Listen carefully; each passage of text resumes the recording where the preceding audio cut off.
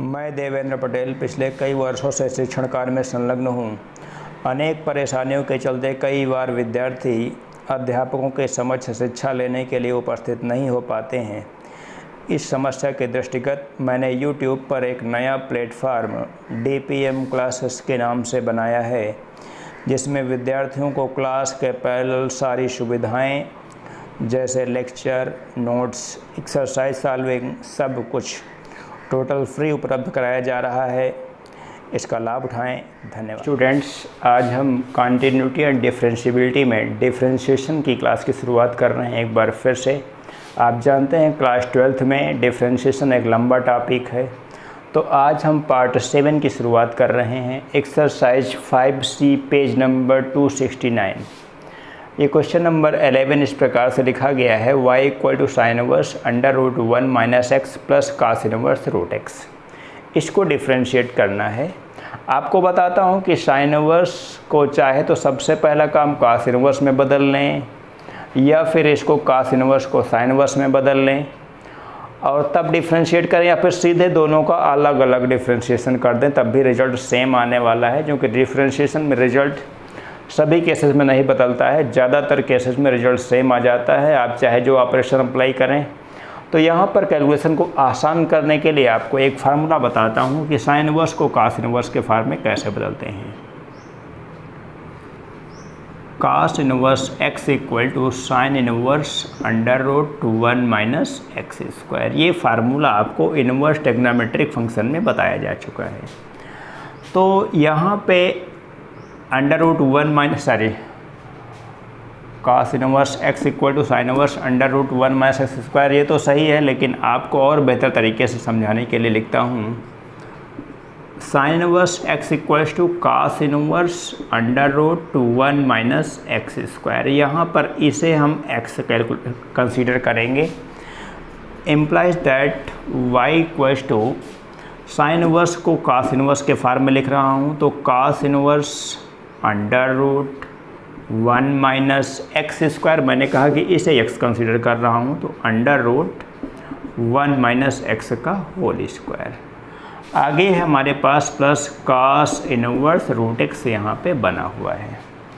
आगे बढ़ेंगे, cos inverse under root है ही यहाँ पे, और 1 - इस अंडर रूट के स्क्वायर, अंडर रूट से ये स्क्वायर समाप्त हो जाएगा। 1 - x plus cos inverse √x। इस प्रकार से इस 1 से ये 1 कैंसिल्ड आउट हो जाता है। cos इनवर्स √x यहाँ भी बचता है, cos इनवर्स √x यहाँ भी बचता है। तो ये फाइनली हो जाता है 2 cos इनवर्स √x। इस प्रकार से अब 2 cos इनवर्स x को हमको डिफ्रेंशिएट करना है। Differentiating with respect to x, वो एक लाइन में हो जाएगा, अब समस्या नहीं होगी। This imply ddx of y = यहाँ पे 2 तो है ही, पहले cos इनवर्स x का डिफ्रेंशिएशन आप जानते हैं -1/√1 - x²। x² का मतलब यहाँ पे √x का होल स्क्वायर हो जाएगा। -1/√1 - x²। और अगर x के जगह पे कोई भी दूसरी क्वांटिटी है तो उसका डिफ्रेंशिएशन में मल्टीप्लिकेशन में डिफ्रेंशिएशन अवश्य करते हैं, यानी कि इंटू ddx ऑफ √x। इस प्रकार से आगे बढ़ेंगे, माइनस तो यहाँ पे बाहर हो जाएगा, -2/√1 - x। इस प्रकार से √x का डिफ्रेंशिएशन आप जानते हैं 1/2√x होता है, बताया जा चुका है पिछले क्लासेस में। अगर कहीं पे कोई भी समस्याएं आती हैं आपको, तो इसका मतलब ये है कि स्टूडेंट्स पूर्ण रूप से सारे वीडियो से सीख नहीं रहे हैं या सारे वीडियोस नहीं देख रहे हैं। अगर क्वेश्चन के बीच में छोटे छोटे कैलकुलेशन होते हैं, अगर इनको हम बार बार बताएंगे तो आप जानते हैं कि अनावश्यक टाइम आपका बर्बाद होगा, मेरा भी टाइम बर्बाद होगा। तो इन समस्याओं से बचने के लिए आपको लगातार वीडियो देख के लगातार सीखना होगा। -1/x इनको एक साथ अंडर रूट में लिखा जा सकता है, यही इसका फाइनल रिजल्ट है। स्टूडेंट्स नोट करें। ये क्वेश्चन नंबर 15 यहाँ पे आपके सामने है। y equal to sec inverse x plus 1 upon x minus 1 plus sine inverse x minus 1 upon x plus 1, इस प्रकार से लिखा गया है। अब यहाँ पर आप अगर चाहें तो अलग अलग डिफ्रेंशिएशन चालू कर सकते हैं, या फिर आप सीधे एक विशेष इन्वर्स ट्रिग्नोमेट्री के फार्मूले के जरिए भी आप इसको बहुत अच्छी तरीके से चालू कर सकते हैं। इक्वल्स टू हम सेक इनवर्स को कास इनवर्स में बदल सकते हैं। कास inverse x minus 1 upon x plus 1, इस प्रकार से हो गया है, plus sine inverse x minus 1 upon x plus 1। एक विशेष बात यहाँ पे क्वेश्चन में है कि इसको अगर थीटा मान लें तो थीटा ये भी है, यानी कि दोनों क्वांटिटीज सेम है। आप फार्मूला जानते हैं एक इनवर्स ट्रिग्नोमेट्री का, sine inverse theta plus cos inverse theta equals to pi by 2 होता है। तो यहाँ पर ये थीटा की जगह पे कुछ भी हो सकता है, वाई एक्स कुछ भी हो सकता है, बस सेम क्वांटिटी होनी चाहिए बस। तो यहाँ पे implies that y is equals to, आप कह देंगे क्या, ये पाई बाई 2 हो गया। अगर इसका डिफ्रेंशिएशन आपसे कोई पूछे तो आप जानते हैं कांस्टेंट टर्म का डिफ्रेंशिएशन हमेशा 0 होता है, तो D D x of Y equals to यहाँ पे 0 हो जाएगा। इसको आप नोट करें। और इसके बाद हम एक्सरसाइज 5D की शुरुआत करने वाले हैं, इसको नोट कर लें आप। हम एक्सरसाइज 5D पेज नंबर 275 आपकी डॉक्टर हर्षवर्धन शर्मा की बुक का है, ये चालू करते हैं। क्वेश्चन नंबर 1 लिखा गया है y equal to tan inverse a plus X upon 1 minus A X. यहाँ पे टेक्नोमेट्रिकल अरेंजमेंट का विशेष महत्व है। आपको फार्मूला याद है tan inverse x plus tan inverse y का। मैं फार्मूले के अकॉर्डिंग आपको समझा रहा हूँ। यहाँ पे लिख रहा हूँ tan inverse a plus tan inverse x, इस प्रकार से। आप जानते हैं tan inverse x plus tan inverse y का formula tan inverse x plus y अपान 1 माइनस एक्स वाई, इस प्रकार से। अब इसको हम डिफ्रेंशिएट कर सकते हैं एक लाइन में बिल्कुल आसान तरीके से। Implies that D D x of y equals to tan inverse a यहाँ पे कांस्टेंट है। मैंने आपसे कहा था x और y अगर किसी भी पार्ट में, फंक्शन के किसी भी पार्ट में, जैसे यहाँ पे 2 पार्ट हैं, जैसे इस पार्ट में x और y में से कुछ भी नहीं है तो इसका मतलब ये कांस्टेंट पार्ट यहाँ पे माना जाएगा। तो कांस्टेंट का डिफ्रेंशिएशन 0 हो जाता है। प्लस tan इनवर्स x का डिफ्रेंशिएशन आप जानते हैं, ये बेसिक फार्मूला है 1/1 प्लस एक्स स्क्वायर। तो यहीं से फाइनल रिजल्ट आप निकाल चुके हैं, D D x of y equals to 1/1 plus x square. कोई समस्या नहीं है, सब कुछ बहुत आसान है। यहाँ पे एक और क्वेश्चन आपके सामने लिखा गया है। क्वेश्चन नंबर 3 है tan inverse 1 plus X upon 1 minus x. इसको हमने y के बराबर कंसीडर किया है, इसको मुझे डिफ्रेंशिएट करना है। आप देखें कि वैसे तो डिफ्रेंशिएशन आप सीधे कर सकते हैं, लेकिन सीधे करने में आपको थोड़ा सा लंबा प्रोसेस हो जाएगा। नोमिनेटर और डिनोमिनेटर के फॉर्म में दिया गया है, इसका भी डिफ्रेंशिएशन करना पड़ेगा। तो इससे बचने के लिए यहाँ पर टेक्नोमेट्रिकल सब्स्टिट्यूशन बहुत आसान हो जाता है। आप ध्यान दें, put x equals to tan theta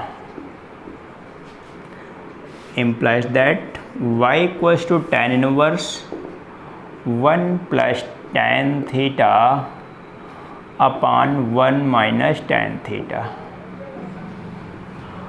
आप जानते हैं ये क्वांटिटी क्या होती है, अगर नहीं जानते हैं तो जान लें, याद कर लें। tan pi by 4 plus theta का ये मान होता है। 1 plus tan theta upon 1 minus tan theta, ये tan pi by 4 plus theta का मान होता है। आप देख रहे हैं यहाँ पे tan इनवर्स tan आपस में समाप्त हो जाते हैं। According to inverse trigonometry property pi by 4 plus theta यहाँ पे बचता है, पाई बाई 4 प्लस थीटा का मतलब यहाँ पे आप जानते हैं थीटा इक्वल्स टू हो जाएगा tan inverse x according to inverse trigonometry, tan inverse x। अब इसका डिफ्रेंशिएशन आप वही जानते हैं एक लाइन में, जैसे पिछले क्वेश्चन में आपने चालू किया था। D D x of y equals to pi by 4 का डिफ्रेंशिएशन 0 हो जाएगा। tan इनवर्स x का डिफ्रेंशिएशन 1/1 प्लस एक्स स्क्वायर, इस प्रकार से। ये फाइनल रिजल्ट है स्टूडेंट्स, इसे नोट कर लें। स्टूडेंट्स ध्यान दें, ये क्वेश्चन नंबर 4 आपके सामने है। tan inverse √1 + x² - 1/x। मैंने इसे y कंसीडर किया है, मैंने लिख लिया यहाँ पे लेट y = दिस। अब यहाँ पर इनवर्स ट्रिग्नोमेट्रिक फॉर्म का ये फंक्शन है। अब हमको डिफरेंशिएशन कैलकुलेट करना है, तो मैं ये प्रयास करूँगा कि अगर इनवर्स यहाँ पे समाप्त हो जाए या फिर इतना बड़ा जो फंक्शन लिखा गया है अगर वो छोटा हो जाए तो ऐसा क्या तरीका हो सकता है। तो मैं यहाँ पे अप्लाई करूँगा कुछ टेक्नोमेट्रिकल सब्स्टिट्यूशन की। टेक्नोमेट्रिकल सब्स्टिट्यूशन यूज करने के लिए आपको बेसिक फार्मूले याद करने होंगे।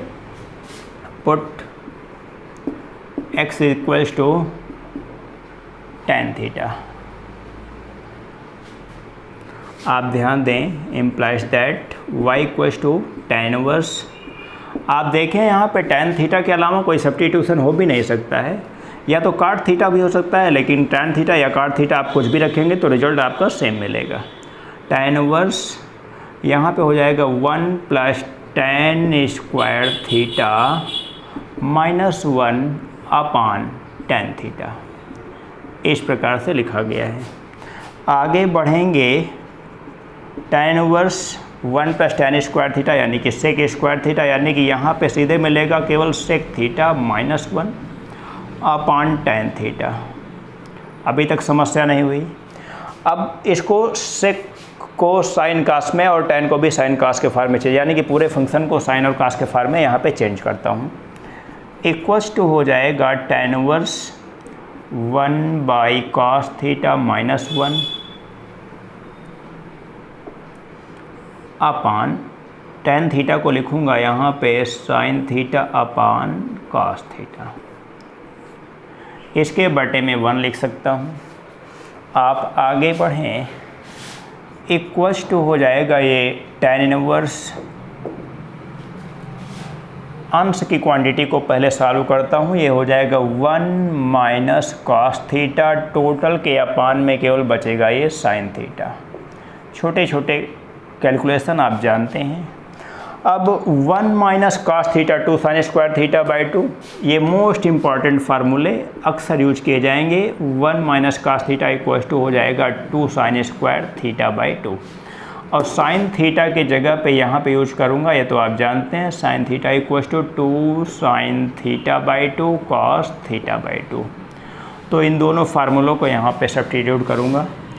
Equals to tan inverse 1 - cos theta की जगह पे आपने कहा 2 sin² थीटा/2 अपान sin थीटा के जगह पे 2 sin थीटा/2 cos थीटा/2। सॉल्व करते हैं आगे, और ये साइन यहाँ से पावर कैंसिल आउट हो जाती है। आगे बढ़ रहे हैं, tan इनवर्स tan थीटा/2 केवल बचा, सीधे सीधे केवल बचा यहाँ पे theta according to inverse trigonometric property.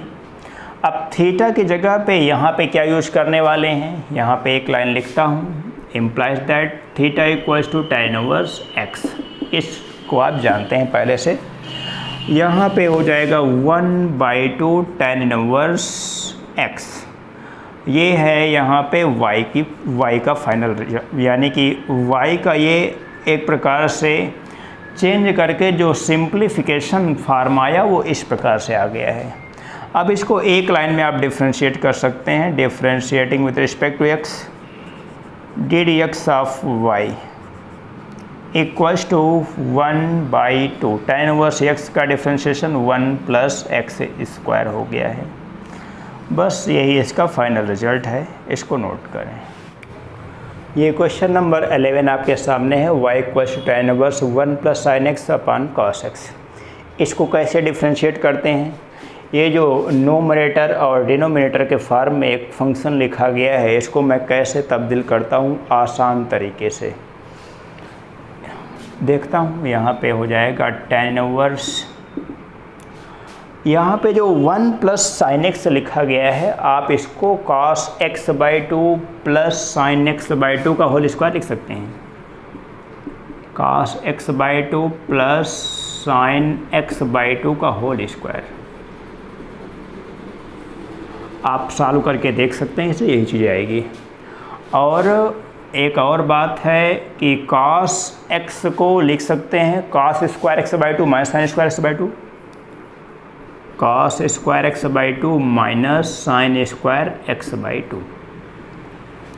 ये फार्मूले आपको पीछे बताए जा चुके हैं। आगे बढ़ता हूँ, यहाँ पे थोड़ा सा और कैलकुलेशन करने वाले हैं हम। इक्वल्स टू यहाँ पे tan inverse cos x by two plus sine x by two का होल स्क्वायर अपान में यहाँ पे लिख रहा हूँ cos x by two plus sine x by two एक ब्रैकेट में, यानी कि a square minus b square के फार्मूले से इसको a प्लस बी और a माइनस बी के फार्म में चेंज कर रहे हैं। cos x by two minus sine x by two, इस प्रकार से ये कैंसिल्ड आउट हो जाता है, आप देख रहे हैं। बाकी जो बचा बिना समय गंवाए मैं यहाँ पे बताता हूँ कि cos x बाई टू अंश से भी कामन और cos x बाई टू हर से भी कामन लेते हैं, ये पीछे आपको बताया जा चुका है। कामन लेने के बाद यहाँ पे सीधे 1 प्लस आप जानते हैं tan x by two upon यहाँ पे cos x by two common लेने के बाद 1 minus tan x by two, इस प्रकार से हो जाएगा। आपको फिर से बार बार ये फार्मूला यूज किया जा रहा है यहाँ पे बिल्कुल अच्छी तरीके से। बहुत सारे क्वेश्चन एक से मिलते जुलते यहाँ पे किताब में दिए गए हैं, तो विद्यार्थी इसका फ़ायदा उठाएं। tan inverse tan pi by 4 plus x by two, इस प्रकार से आप जानते हैं tan pi by 4 plus x by two का फार्मूला यही बनता है, इस प्रकार से जो यहाँ पे बनाया गया है।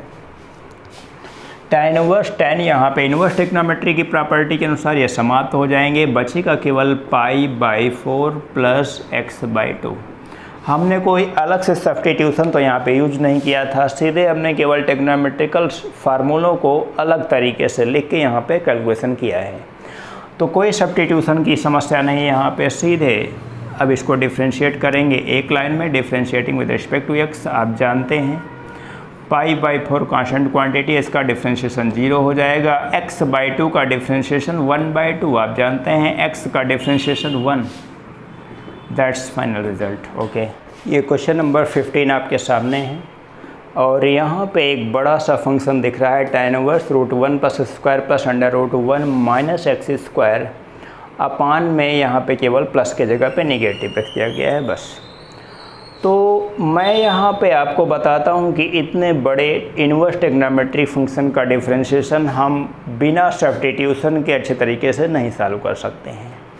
सब्स्टिट्यूशन के लिए हमको थोड़ा सा बेसिक फार्मूले बिल्कुल अच्छी तरीके से याद होने चाहिए। तो यहाँ पे मैं देख रहा हूँ कि अगर मैं बता दूँ कि x equals to cos theta रख दिया जाए, x equals to cos theta या cos टू थीटा कुछ भी रख सकते हैं, put x square equals to cos two theta, इस प्रकार से implies that y equals to tan inverse 1 plus cos two theta plus 1 minus cos two theta upon 1 plus cos two theta minus 1 minus cos two theta. अब यहाँ पे cos two theta को हम लोग कैसे 1 plus cos two theta 2 cos square theta होता है और 1 minus cos two theta 2 sine square theta होता है। फार्मूला यहीं पे लिख देते हैं आपके लिए।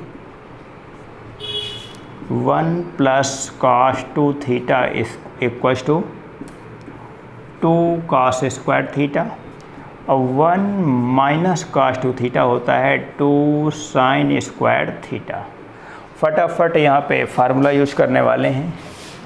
इक्वल्स टू हो जाएगा ये tan inverse 1 plus cos two theta 2 cos square theta हो जाएगा 2 cos square theta under root. यहाँ पे भी 1 माइनस cos टू थीटा का मतलब 2 साइन स्क्वायर थीटा, ये भी अंडर रूट में रहेगा। अपान में वही क्वांटिटी है, केवल यहाँ पे निगेटिव हो जाएगा, तो 2 cos स्क्वायर थीटा और यहाँ पे 2 sin स्क्वायर थीटा, इस प्रकार से आ गया है। आगे सॉल्व करूँगा, कोई समस्या नहीं होती है। 2 सबसे अंश, ये न्यूमरेटर डिनोमिनेटर यानी कि अंश और हर से 2 कैंसिल्ड आउट हो जाएगा।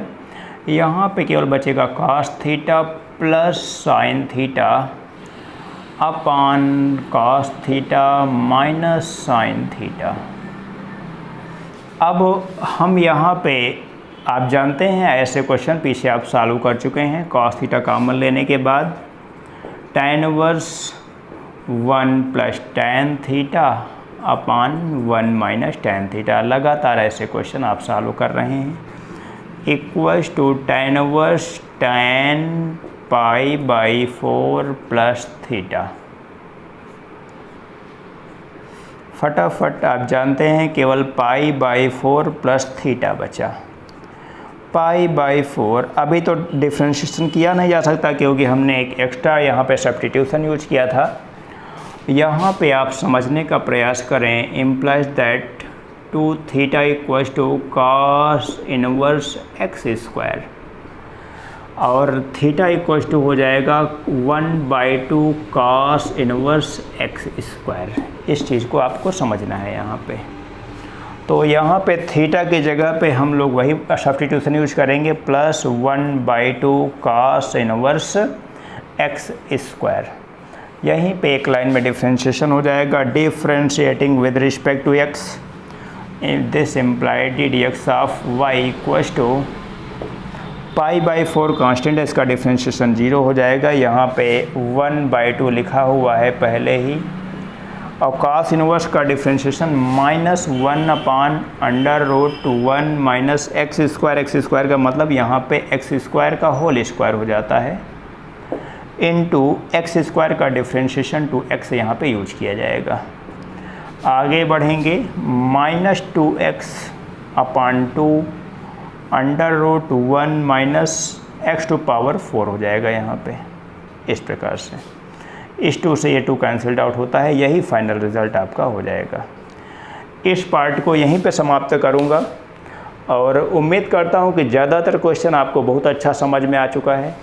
अगर क्वेश्चंस आपको कम समझ में आ रहे हैं इनवर्स ट्रिग्नोमेट्रिक सब्स्टिट्यूशन के, तो इसका मतलब ये है कि कहीं ना कहीं आपके अंदर बेसिक कमजोरी है, जहाँ पर कि आपने ट्रिग्नोमेट्री के और इनवर्स ट्रिग्नोमेट्री के फार्मूले आपने याद नहीं किए अच्छी तरीके से। तो फिर से सुझाव देता हूँ, आपको सलाह देता हूँ, आदेश देता हूँ कि सभी विद्यार्थियों को ट्रिग्नोमेट्री के और इनवर्स ट्रिग्नोमेट्री के फार्मूले बहुत अच्छी तरीके से याद करने की आवश्यकता है। इसके बाद शुरू करूँगा मैं अगले पार्ट को, पार्ट नंबर वो होगा 7, क्या पार्ट नंबर 8 होगा। अगला पार्ट जो आएगा उसमें भी कंटिन्यू डिफरेंशिएशन को हम जारी रखेंगे। Okay, thank you.